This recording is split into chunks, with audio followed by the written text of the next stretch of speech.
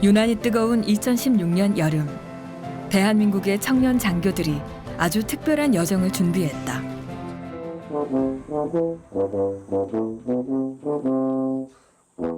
광복 71주년을 맞아 대한민국 국군의 효시인 의병과 독립지사를 만나는 여행을 계획한 것이다.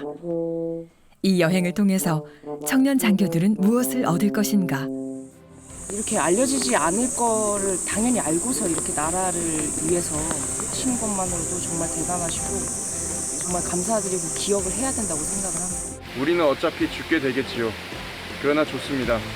일본의 노예가 되어 사는 이보다 자유민으로 죽는 것이 훨씬 낫습니다.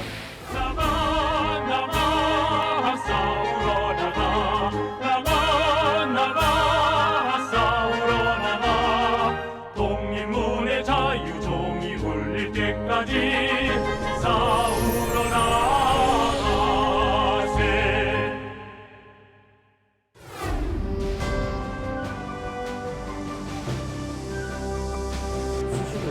공군에 복무하는 정상교 중위. 정상교 중위는 미국에서 대학을 다녔다. 예일대 대학원 입학 허가를 받은 그는 진학보다 국민으로서의 의무가 먼저라며 2013년 공군 학사 사관 후보생으로 임관했다.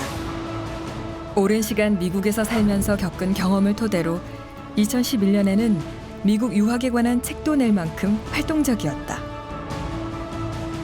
한국 사람이 이제 군대를 가는 거, 그리고 이제 자식된 도리로서 이제 부모님을 몸이 안 좋으실 때 이제 부양을 하려고 또 한국에 들어오는 거, 그런 모든 여러 가지 이유들이 이제 한국으로 오게 됐고 군에 입대를 하게 된 계기가 있었습니다.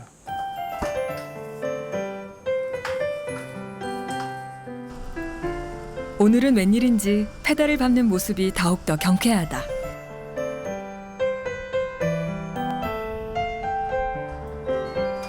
엄마, 네 오셨어요? 어서 와. 그래, 잘 지냈어? 네. 그래. 이런 거 찍지 마세요. 워낙 활동적인 정상교 중위는 군복무 중에도 의미 있는 일을 만들었다. 올해 초 독립운동가의 인명사전과도 같은 스마트폰 애플리케이션 독립운동가를 제작해 배포한 것이다.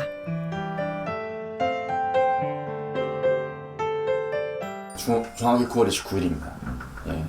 9월 27일, 9월 28일, 9월 29일 그 3일이 유관순 열사의 서거이라고 관련이 있습니다. 근데 그분이 돌아가신 거를 제가 하루가 지나서 알았어요. 심지어 저는 현역 장교고 국가관이라든지 그런 역사의식이라든지 이런 거에 대해서 어떻게 보면 더 중요시하고 예민해야 되는 사람인데 문득 페이스북을 딱 봤는데 금일은 유관순 열사의 어떤 서거리였습니다 라면서 사진하고 태극기하고 딱 올라와 있는데 근데 그걸 봤는데 되게 죄송한 거예요. 되게 마음이 아팠어요. 미안하고. 그는 직접 만든 이 앱에 독립운동가 186명의 사진 자료와 업적을 정리 기록했다. 앱에 올렸던 거. 네, 이건 실제 그 화면들이에요. 실제 자료들 올리기 직전에 지금 바로. 이 앱의 가장 큰 특징이라면 뭐니 해도 푸시 알람이죠. 아침에 이렇게 이 앱을 설치를 해놓으면 이렇게 문자가 옵니다. 그래서 금일은 독립운동가 송원주 선생이 서거하신 날입니다. 이거를 확인을 누르면 이렇게 그분에 대한 어떤 업적과 그분이 남기신 어떤 유언 아니면 명언 같은 게 이렇게 다 정리가 돼 있고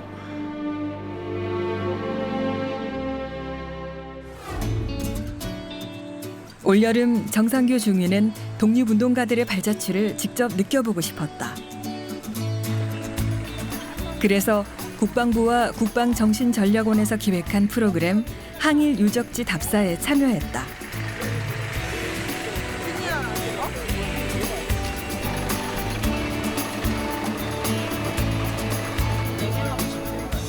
육군, 해군, 공군, 그리고 해병대까지 15명의 장교들이 참여한 프로그램을 통해 독립운동가들을 만난다면 대한민국 군인으로서 새로운 각오를 다질 수 있으리라 기대한 여행이었다. 올해 광복 71주년을 맞이해서 청년 장교들이 순국선열들의 피와 땀이 서려 있는 독립운동 유적지에 대한 생생한 현장 체험을 하게 되었습니다.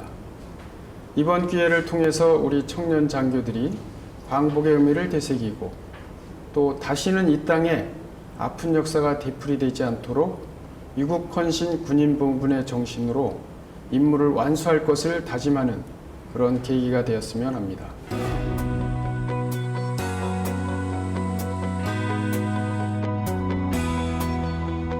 4박 5일 동안 1129km를 달리는 답사.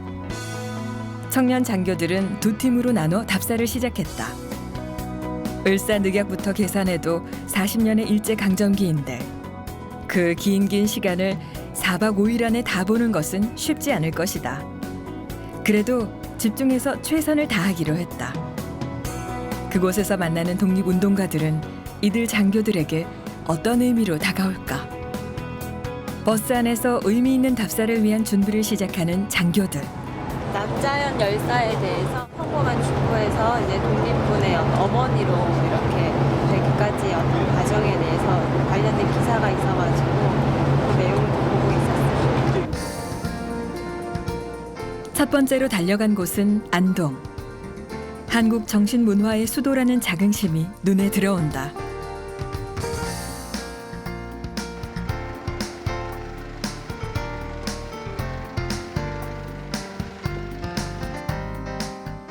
안동에서 만날 독립운동가는 독립군의 어머니로 불리는 남자현 지사. 안타깝게도 안동에는 단 한 사람의 혈육이 살고 있다. 더운데 나와 계셨네요. 남자현 지사는 남편 김영주가 항일 의병으로 전사하자 유복자를 기르며 독립운동에 뛰어들었다.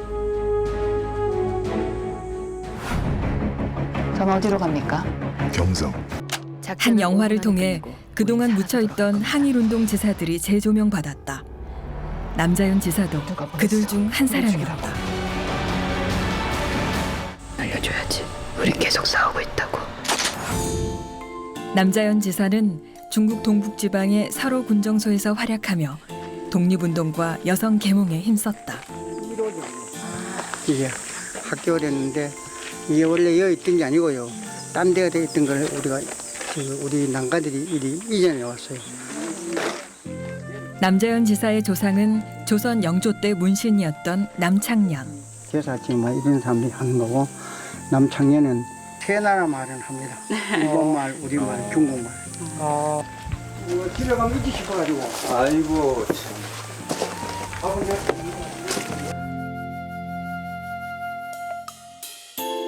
남자현 그 할머니가 참 훌륭한 일을 많이 하시고 이랬는데 마침 우리 이 동네에서 태어났다가 영양으로 이제 이사를 가셨어요. 결혼을 하다 보니까 거기에 있는 분, 그 김영주라는 분하고 결혼을 했는데 그분이 독립운동 하다가 일찍이 전사를 하셨어요. 독립운동 하니라고 만주로 들어가서 이분 형제분들, 저 남매, 오빠도 산소가 만주에 있고 그래요. 요거는 남자현 여사 태어나서부터 그 다음에 또 만주 가서 또 하신 뭐 일들 내 나름대로 그냥 저 다른 데 있는 책자를 전부 추려가지고 간략하게 이렇게 옮겨놓은 겁니다. 남자현 지사가 결혼하기 전에 살았던 집을 찾아 나섰다. 남지사의 모습인 듯한 붉은 꽃이 청년 장교들을 맞는다.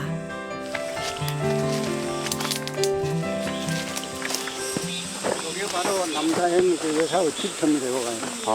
여기 이제 요 터에서 이제 방이 세 칸 있었대 그래요. 저 끝이죠. 끝에서 여기 기억자들이 있었대.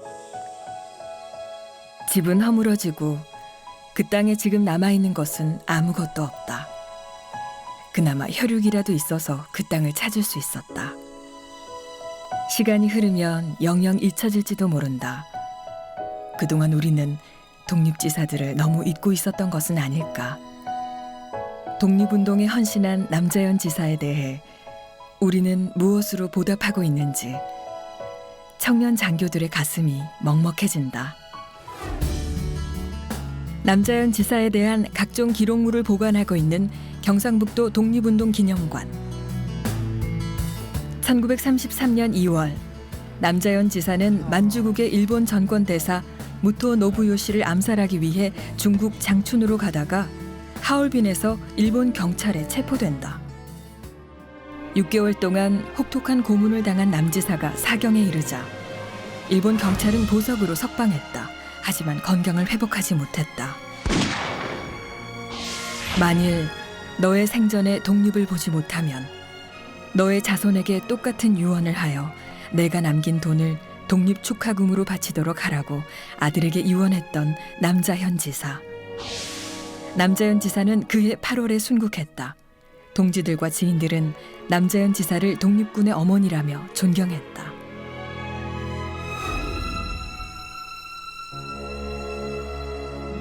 사람이 죽고 사는 것이 먹는 데 있는 것이 아니고 정신에 있다. 독립은 정신으로 이루어진다는 것이 남지사의 가르침이었다. 1932년 리튼 조사단이 국제연맹에서 파견한 리튼 조사단이 일제의 만주 침략의 여러 여부라든가 이런 침략성이라든가 이런 모든 것들을 조사하기 위해서 조사단이 파견됐습니다.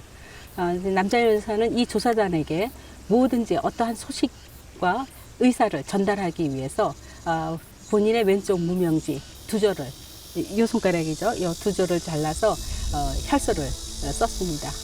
우리는 조선의 독립을 원한다라는 내용이죠. 그리고 조사를 할 때 일본이 뭐 동양 평화를 운운한다라든가 항상 세계를 속였었던 그런 속임에 절대 속아서는 안 된다라는 자신의 의사를 강하게 표현해서 그것을 국제연맹단에게 전달을 하고자 했습니다.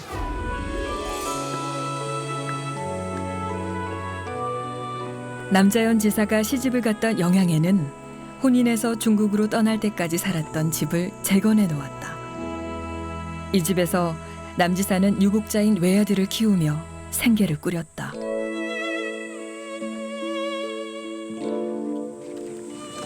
어렸을 때 이런 데에서 할머니가 못해줬어.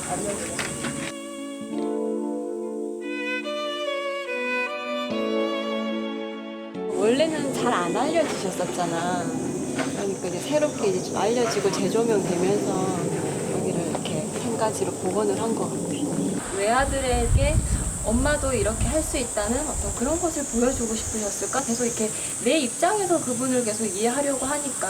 저도 그 생각을 했거든요. 내가 만약에 그 나이에 그거를 할 수 있을까라는 고민을 했는데 만약에 근데 그런 어머니를 뒀다면 저는 할 수 있을 것 같다는 생각이 들어요. 독립운동가 하면 대부분 안중근, 뭐 유관순 이 정도만 우리가 알고 있지 여성 독립운동가에 대해서는 특히 잘 모르고 있었던 게 사실이고 그래서 손가락도 자르시고 제가 알기로는 그게 안중근 의사의 그 어떤 혈서 쓴 것만큼 우리나라 독립사에서 굉장히 가치가 있는 그런 혈서라고 하더라고요. 그 남자연 열사가 썼던 혈서가. 국가를 위해서 지금 희생을 한다고 해도 내 후손들이 우리 나라가 나를 기억을 해주겠구나 이런 마음을 가지고 조금 더 기꺼이 국가에 대한 희생을 몸을 내던질 수 있지 않을까라는 생각을 잠깐 했습니다. 기억해야 되는 분들이 많이 잊혀지는 게 진짜 되게 아쉬운 것 같습니다. 독립운동가 앱을 다운받으시면 앱 광고를 독립운동가 앱을 다운받으면 그분들을 이제 기억할 수가 있습니다.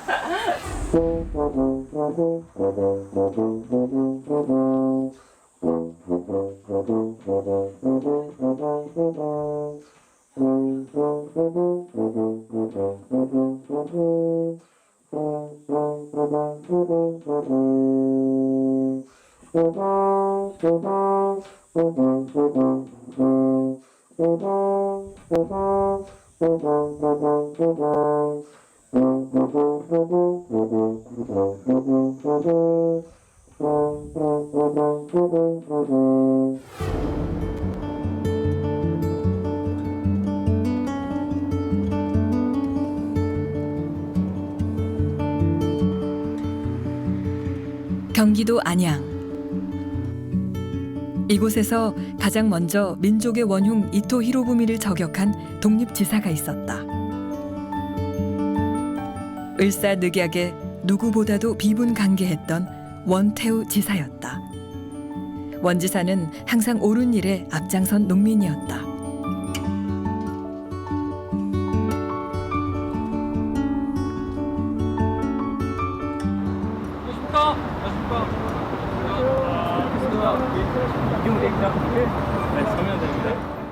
원태우 지사는 1905년 을사늑약이 체결되자 거사를 준비했다.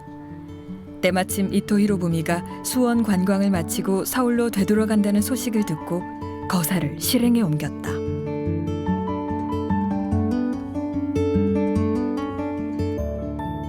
태우 의사께서 의거를 하신 현장이거든요. 그러니까 이 일대가 서리지라는 곳입니다. 그러니까 원태우 지사는 기차를 전복시키기 위해 철로에 바위를 놓았으나 겁먹은 동지가 바위를 치우는 바람에 돌을 던지는 것으로 방향을 바꾸었다. 여기서 안양역이 멀지 않습니다. 그러니까는 안양역에서 기차가 출발을 하면은 천천히 달릴 거 아니에요. 그죠? 근데 뭐 처음부터 속도를 못 내니까. 그리고 그 당시 기차가 20-30km라고 했으니까 천천히 달렸으면은 적어도 20km 미만으로 달렸을 거라고요. 그러니까는 충분히 여기에서 돌을 던질 수 있는 거리고, 그 당시에 거사에 대해서 일본인 화가가 그린 그림이에요. 당시의 그림을. 화가가 이 당시에 원태우 의사의 거사 장면을 그림으로 남겨놓은 겁니다. 이토 히로부미는 단 한 번 던진 돌에 중상을 입었다. 그러나 안타깝게도 성공하지 못했다. 그것은 한국인이 이토에게 가한 첫 번째 거사였다. 역사의 가정은 없지만 원태우 지사의 거사가 성공했으면 이토 히로부미가 자행했던 고종 태위와 군대 해산, 경술국치는 없었을지도 모른다. 처음에는 이제 일본 신문들이 교광이 돼서 이 배우자를 색출을 해야 되고 응징을 해야 된다고 신문을 나눴는데, 한 5일쯤 지나면은 일본 신문들이 뭐라고 발표를 하냐면은 한국의 만취한 젊은이들이 객기로 기차에 돌을 던졌는데 우연히 거기에 이토 히로부미가 타고 있었다, 이렇게 축소를 해버리거든요. 이분을 계속 농민으로, 우리나라 그 자료에 보면은 원태우 의사가 계속 농민으로 나오고 있거든요. 농민이라면 과연 이토 히로부미가 특별열차라고 타고 수원을 가는 걸 어떻게 알았을지, 그 정보를 어떻게 알았을까, 여러 가지로 볼 때 이치가 맞지가 않거든요. 이 거사 이후 많은 독립지사들이 이토 히로부미의 암살을 도모했다. 지금은 이게 막 숲이 우거져 있는데 그때는 어차피 이게 다 개발지로 해가지고 했다니까 그러니까 더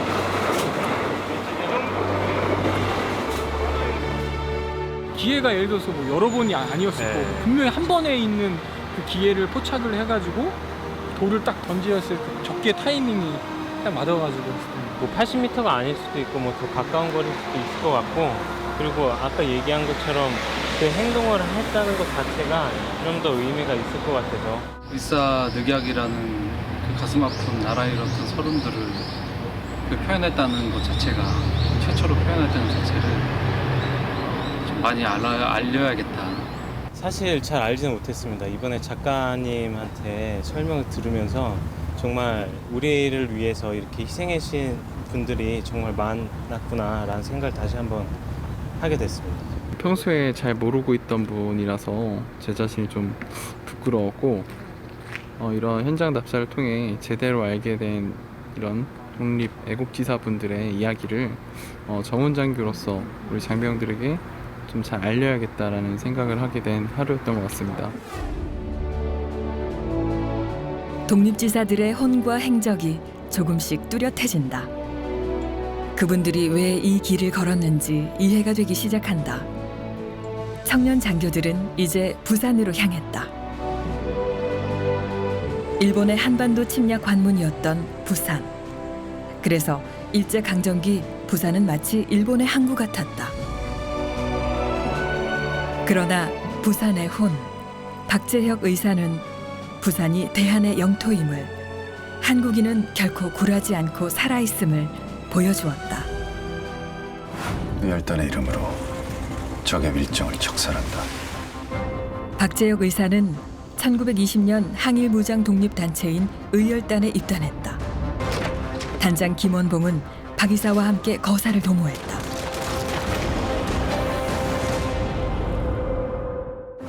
그해 9월 박재혁 의사는 부산 경찰서를 찾아가 경찰서장 하시모토를 만나 폭탄을 던졌다.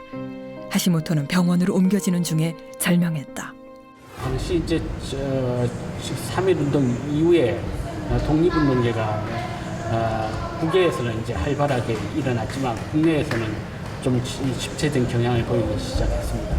그런데 의열단이 국내에 파견되면서 이 국내 독립운동을 크게 진작을 시키고 있는데 그 첫 번째 계기가 된 것이 박재혁 의사의 의거라고 할 수 있고 그 의거가 성공적으로 이루어져서 그 이후에 그 의열단에게도 커다란 자신감을 가지게 되었다는 점에서 독립운동사가 큰 의의가 있습니다.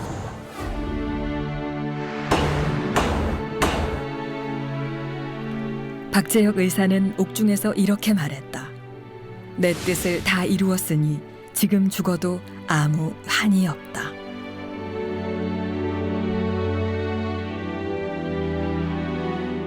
박재혁 의사가 하시모토를 암살했던 장소는 지금은 부산 경찰서 터라는 표지판만 남아있다.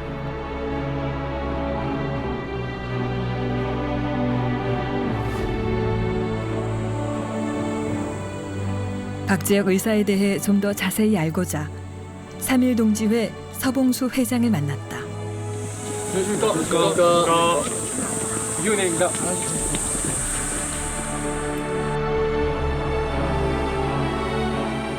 부산청 경찰청이죠. 지금 경찰청에 고사 책을 판다고 들어가는 변명을 했어요. 고사 판매로 그 분정해서 전부 들어가서 폭탄을 투적했습니다. 그래서 경찰청장 아주 중상을 입고 자기도 다리에 많이 다쳤죠. 대구 앵무새에서 단식 투쟁을 일본 사람 음식을 안 먹겠다. 더러운 음식을 내가 먹기 싫고 나는 이대로 죽겠다 해서 단식 투쟁에서 27세의 아주 젊은 나이에 옥중 순국하셨습니다. 그 부산 우리 민족 흑민족을 엄청나게 탄압을 했던 거지. 그래서 그것에 대한 어떤 그 울분을 모아가지고 이제 폭탄 투척해가지고 이제 항거를 했고 그걸 통해 가지고 우리 부산에서는 박재혁 의사의 의거를 통해서 동화선이 되게 결집됐다는 걸 의사였다.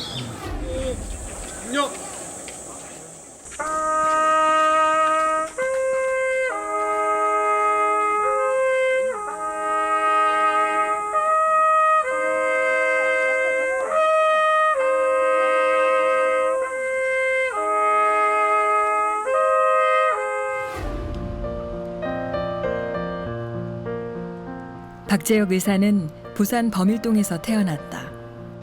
부산진 초등학교와 부산 상업고등학교를 졸업한 지식인이었다.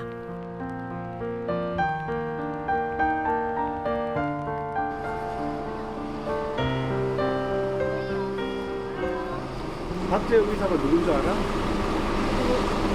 의사. 박재혁 뒤에 있잖아, 저쪽에. 박재혁 뒤 있어? 뭐 한 사람인 줄 알아? 독립대항군. 독립운동? 그래, 왜 뭐?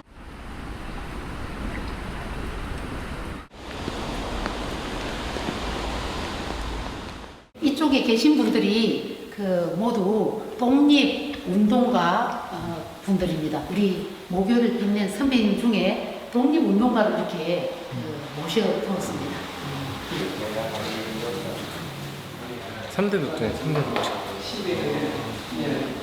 95년, 105년. 굉장히 그 올바른 가치관을 가지고 국가관을 가진 아주 훌륭한 분이고 우리 후손들이 그 물려받아야 될 그런 정신을 을을 가진 아주 훌륭한 분이라고 생각합니다. 학생들이 이 역사관을 방문하고 나서 어떻게 소감이라든지 이런 것들 이 전과 후가 어떻게 달라진 점들이 있는지 이렇게 훌륭한 선배님들이 계셔서 우리가 이런 정신을 정말 이어받아야 되겠다. 예, 우리 학교를 더 자랑스러운 그런 학교로 후배들로서 더 우리나라를 위해서 여러 가지 활동들을 많이 해야 되겠다 하는 그런 소감들을 달라진 점이 그런 점입니다. 독립지사들의 이런 항일 정신들은 오늘날 대한민국 국군의 정신이기도 하다. 3대 독자고 또한 되게 부모님 또 그 시절에 고등학교 또 나왔을 정도로 어떻게 보면은 이제 집안도 부유했고 본인이 마음만 먹었다라면 이렇게 잘 그냥 자신의 안위를 잘 챙기면서 잘 살 수 있었을 텐데 그거를 버리고 빼앗긴 우리나라를 되찾겠다는 일념 하에 그런 어려운 길을 택했고 결국에 죽음에 이르기까지 죽음을 선택한 그 정신이 아주 이 현장에서 좀 더 느낄 수 있어서 되게 젊은 나이지 않습니까? 27대 그 거사는 27대지만 그걸 마음 먹기까지는 고등학교 졸업하고 바로 그렇게 실천으로 옮기는 생각을 했다는 것 자체가 되게 용맹하고 이제 국가를 위하는 마음이 정말 커서 그게 가능했던 게 아닌가라는 생각을 하게 됐습니다. 지금 군복을 제가 7년째 입고 있는데 좀 더욱 많은 국가를 사랑하는 마음, 국가를 지켜야겠다는 마음을 한 번 더 생각한 계기가 된 것 같습니다. 두 팀으로 나뉘었던 청년 장교들이 지리산에서 하나로 모였다. 100년 전 대한제국 군대가 해산되었을 때 군인과 백성들이 의병을 결성해 지리산으로 모였다는 이야기가 전해진다. 지리산에서 모이니 100년 전으로 돌아가는 기분이다. 독립운동가 앱에다가 지리산 관련 연관 검색을 해봤는데 아무것도 안 떠요. 그래서 이 자료가 지금 없다는 거거든요, 앱에. 그래서 혹시 몰라서 검색을 해보니까 경남 산청 무슨 항일운동에서 지리산 90몇 명이 공개됐다는 기사가 있더라고요.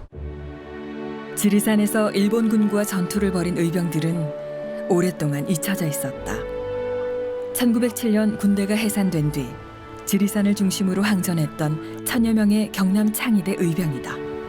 경남 창의대가 여기에서 결성돼 가지고 그 산 너머에 그 함양, 그다음에 이쪽으로 가면 이제 하동, 저 왼쪽으로 가면은 진주에 있는 그 뜻 있는 분들이 다 모여 가지고 이곳 덕산 장터에서 경남 창의대가 결정됐습니다. 경남 의병의 본거지는 저거 덕산입니다. 경남 의병은 마지막 한 명의 목숨이 닿을 때까지 끝까지 항거했다. 박동의 의병장이 이곳 출신이고 또 이곳에서 전투를 하다가 전사했습니다. 이 일대가 아마 격전지였다. 그 현장에 여러분들이 서 있는 겁니다.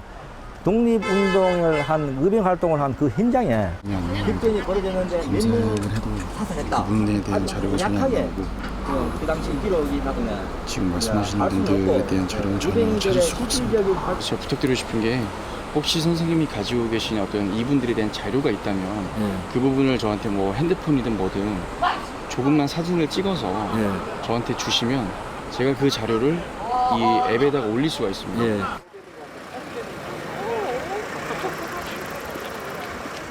일본군과 격전을 벌이다 51명이 전사한 곳입니다. 바로 여기 이제 이쪽에 보면 월행 길이 있죠. 네. 이쪽 마을이 바로 월행 마을입니다. 이 길로 의병들이 직접 다녔던 길입니다. 옛날에는 우마차만 다닐 수 있던 길이었었는데 의병들의 숨결을 느낄 수 있는 그 길이 보니까 여러분들께서 이 길을 한번 걸음으로써 의병들을 한번 생각할 수 있는 그런 시간을 가졌습니다.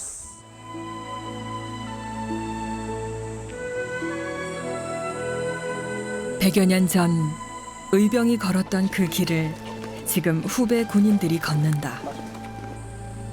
1910년 경술국치 이후에도 해산되지 않고 결사항전했던 의병들. 이름도 남기지 못한 채 육신은 흙으로 돌아갔지만 내 나라를 내가 지킨다는 그 기계는 오늘날 대한민국 국군의 가르침이 되었다. 1907년 8월 1일 대한제국 군인은 일제에 의해 강제로 해산됐다. 박승환 참령은 해산의 항거에 권총으로 자결했고 이를 도화선으로 대한제국의 군인들은 서울에서 일본군과 치열한 전투를 벌였다. 1907년 8월 1일 그 아침에 있었던 그 서울시위대, 그러니까 서울 도성을 수비하는 최정예 부대죠. 서울시위대 제1연대 제1대대장 참령, 요새 계급으로 하면은 소령이죠. 그 참령 박성환 대대장이 근총으로 군대 해산에 저항해서 자결을 한 순국한 직후의 상황입니다. 그래서 이 지금 그 막 울부짖고 또 이게 다 이게 군복을 벗고 있는 게 그 군대 해산, 강제 해산을 당한, 그래서 군복이라든지 이 무기들을 전부 다 압류당하는 박성환 참령의 순국이 그 이후에 한말 그 의병전쟁에 의병전쟁이 전국적으로 격화 발전되는 하나의 결정적인 도화선이 되는 거죠. 고종 황제는 군대가 해산된 뒤 일어난 의병을 비밀리에 지원했다. 임금이 국왕이 신하한테 장수한테 내리는 그 금을 삼임금이라고 그렇게 이야기를 합니다. 그래서 그 당시에 백산 김도연 의병장이 고종으로부터 밀지를, 의병을 일으키라는 밀지를 받았기 때문에 이 의병은 국가의 민족의 정통성을 가지고 있는 어떤 민족의 군대라는 의미가 강하게 내재가 되어 있는 거죠. 동시에 의병은 자발적이었다.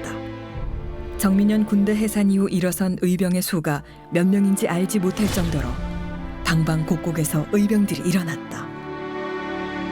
무기에서 열세일 수밖에 없었던 의병들은 체포돼서 일본군에 의해 잔혹하게 살해됐다. 일본군 보병 12사단이 작성한 진중일지를 보면 일본군이 대한의 항일 무장 의병을 어떻게 탄압했는지 상세하게 기록돼 있다. 강원도에서 활동한 김성산 의병은 몽둥이로 맞아 살해됐고 함께 체포된 의병들은 칼에 찔려 죽었다.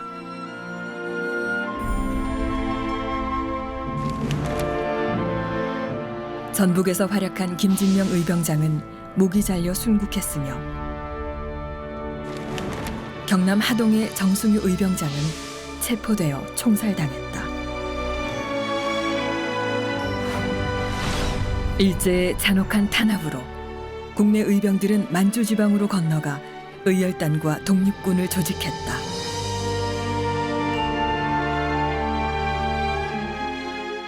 신대 한국 독립군의 100만 용사야, 조국의 부르심을 내가 하느냐. 삼천리 삼천만의 우리 동포들 던지리 너와 나로다. 독립지사들은 조국의 독립과 광복의 의지를 표명하며 독립군가를 불렀다. 피 흘림 없는 독립은 값없는 독립이란 것을 자각하다. 의병들은 독립군가를 부르며 그렇게 싸우고 순국했다.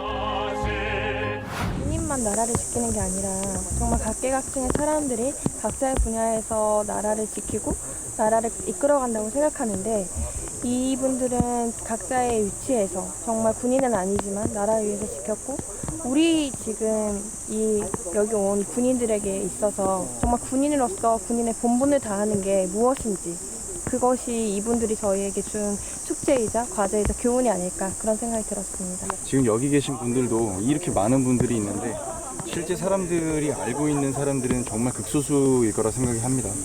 그리고 이분들 중에서도 특히 애국지사로 애국 헌장을 받으신 그런 분들 같은 경우는 정말 많은 사람들에게 이분들을 알리는 것 자체가 애국이라고 생각을 합니다. 이렇게 알려지지 않을 거를 당연히 알고서 이렇게 나라를 위해서 하신 것만으로도 정말 대단하시고 정말 감사드리고 기억을 해야 된다고 생각을 합니다.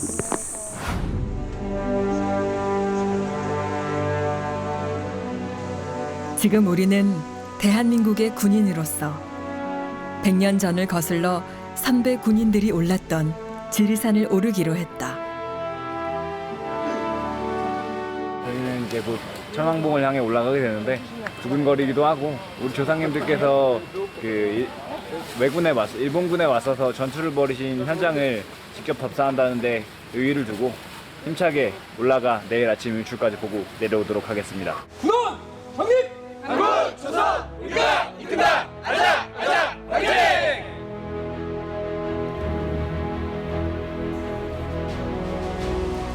100년 전 의병은 노란의 위기에 처한 나라에서 일어나 이렇다 할 무기도 가지지 못한 채 막강한 화력의 일본군과 전투를 벌여야 했다.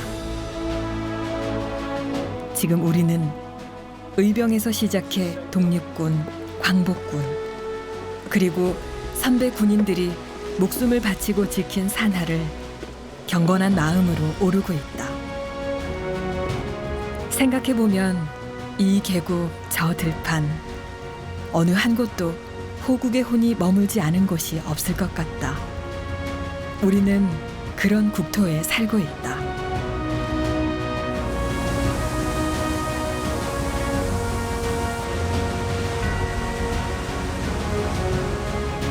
폭포가 한여름 뜨거운 더위를 식힌다. 잠깐이나마 망중한을 즐기기로 했다.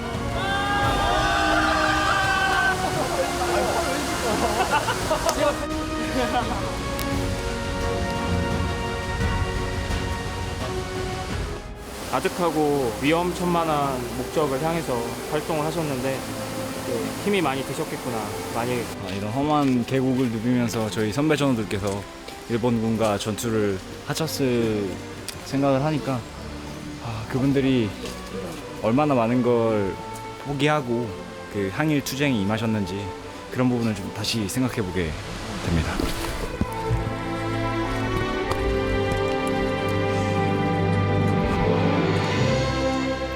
1400m에서 만난 지리산 법계사. 한국에서 가장 높은 곳에 있는 이 절에는 일제가 박아놓은 쇠말뚝이 있다. 법계사가 흥하면 일본의 기운이 쇠퇴한다는 대대로 내려오는 설을 일본은 두려워했다. 무게가 80kg이나 나가는 쇠말뚝 2개를 광복이 되고도 60년이나 지나서야 제거했다. 하나, 둘, 셋. 얼마나 그동안 우리나라가 답답했을까, 이 산이 답답했을까. 저기는 돌탑인지 저게 일본 애들이 와가지고 가져가려다 하던 때에 하늘에서 번개 쳐가지고 애들 다 이렇게 죽었다고.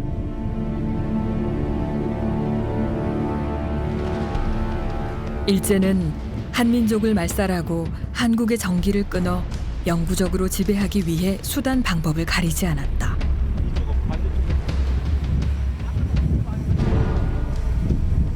이쪽인가?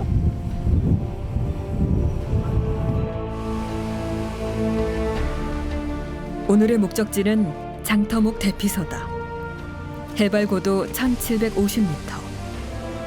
오전에 출발한 중산리보다 1000m가 높다. 기온이 30도를 향해 가는 한낮에 높은 산을 오르는 일이 쉽지만은 않지만 의병들의 애국정신을 마음에 담아 한 걸음 한 걸음 정상을 향해 있는 힘껏 내딛는다. 여러 가지 것들이 이제 충분치 않으셨을 텐데 이제 정말 그 나라를 위한 그 의지 하나만으로 이렇게 들어오셨던 것 같고 자신의 어떤 목숨과 가족들의 또 생계 그런 거 모든 거를 다 이렇게 걱정하면서 올라가야 되기 때문에 많이 힘들었을 것 같습니다. 누군들 목숨이 아깝지 않으련만 자신과 가족을 잊고 항일 전쟁에 충실했던 의병들의 태도에서는 초절의 숭고함마저 느껴진다. 개인보다 큰 것에 대한 외경. 그런 일에 위험과 모험을 무릅쓰고 자기를 돌보지 않았던 희생의 정신이 바로 의병들의 혼이었다. 제가 잠시 그 관련 자료를 읽어보겠습니다. 나는 그들이 가지고 있는 총을 보았다. 6명이 가지고 있는 총 중에 5개가 제각기 다른 종류였으며 그중 어느 하나도 성한 것이 없었다. 그들은 자신들이 보람 있는 일을 하고 있다고 믿으면서 이렇게 말하였다. 우리는 어차피 죽게 되겠지요. 그러나 좋습니다. 일본의 노예가 되어 사는 이보다 자유민으로 죽는 것이 훨씬 낫습니다. 항일 의병이라는 것 자체가 발견되는 즉시 바로 그 자리에서 총살을 당하거나 아니면 학살을 당했습니다. 그들은 군인도 아니었고 평범한 일반 국민들이 대부분이었다는 점에서 정말 이곳에서의 어떤 치열한 항일 의병 전투가 조금씩 피부로 와닿는 것 같습니다. 산을 오르는 고통 덕분일까? 항일 의병들이 어떤 기계와 정신으로 일본군과 전투를 벌였을지 어렴풋이나마 느낄 수 있었다.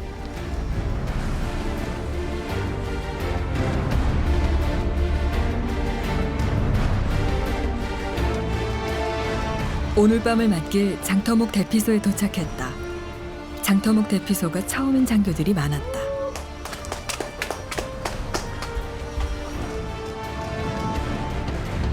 저녁이 되어서인지 아니면 산의 위험을 보여주려는지 운무가 몰려오고 바람도 드세다.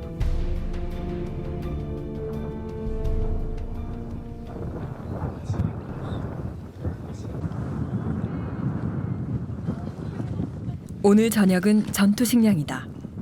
병역의 의무를 수행한 사람이라면 누구나 경험한 그 음식이다.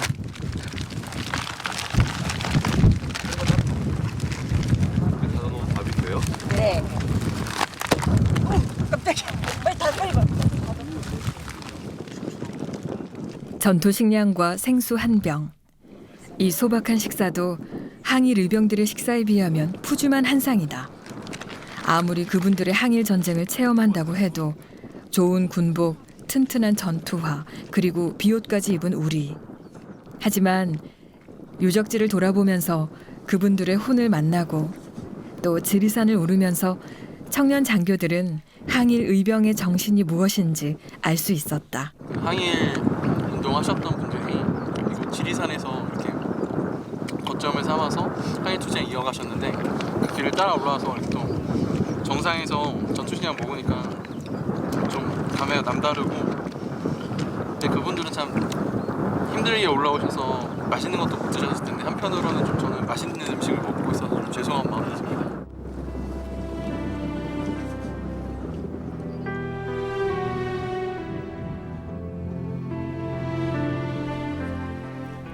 새벽 3시.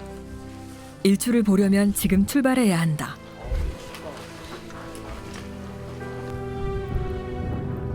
작은 랜턴 하나가 아직 어두운 산길을 안내한다. 천왕봉 높이가 1915m이니 200여 미터를 더 올라가야 한다.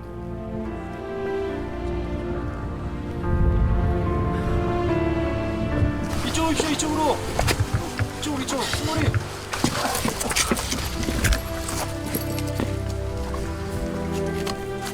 땅만 보면서 무념무상으로 걸었다. 사방은 아직 어두운데 저쪽에 더 어두운 무엇이 보이기 시작한다. 천왕봉이다. 아직 해는 보이지 않는다. 반갑습니다. 정상입니다. 지리산에 오르고 천지에서 시작한 백두대간 산줄기가 끝나는 천왕봉에 올랐다. 왔어. 아이고 수고했다.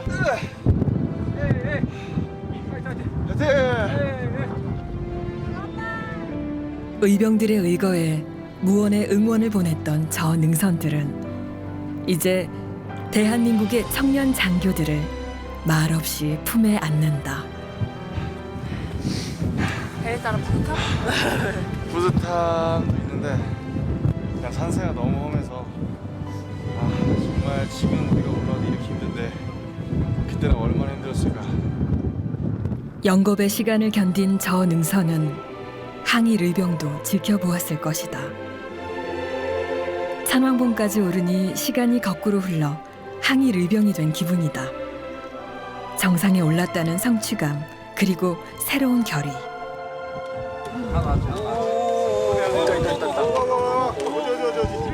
정상에 오른다고 늘 떠오르는 태양을 볼 수 있는 것은 아니다. 정상에 오르는 고통이 수반돼야 태양은 봄을 허락한다. 운 좋게도 붉은 태양을 볼 수 있었다.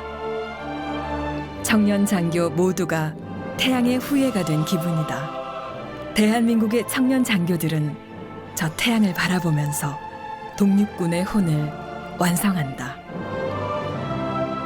의병 선배님들 발자취를 따라서 이제 지리산 일대 항일 전적지를 돌아봤는데 아무래도 제 자체적으로도 좀 요즘에 해이해진 정신을 다시 가다듬을 수 있는 정신부장의 기회가 되었다고 생각합니다. 그 의병 선배님들의 그 애국 정신, 그 순국의 얼 저희가 꼭 이어가겠습니다.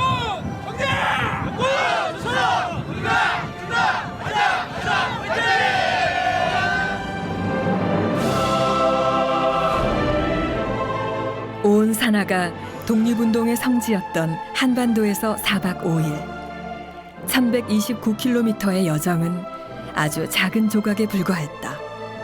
대한민국 청년 장교들이 만난 독립지사들의 수는 많지 않았다. 하지만 어느 곳을 가더라도 그곳에 스민 뜨거운 독립군의 혼을 느낄 수 있었다. 100년 전 독립군의 혼을 만난 대한민국 청년 장교들. 그들이 함께해온 여정의 기록은 지금 이 순간 강군 초석의 의지를 새롭게 다지는 힘찬 행군으로 기억될 것이다.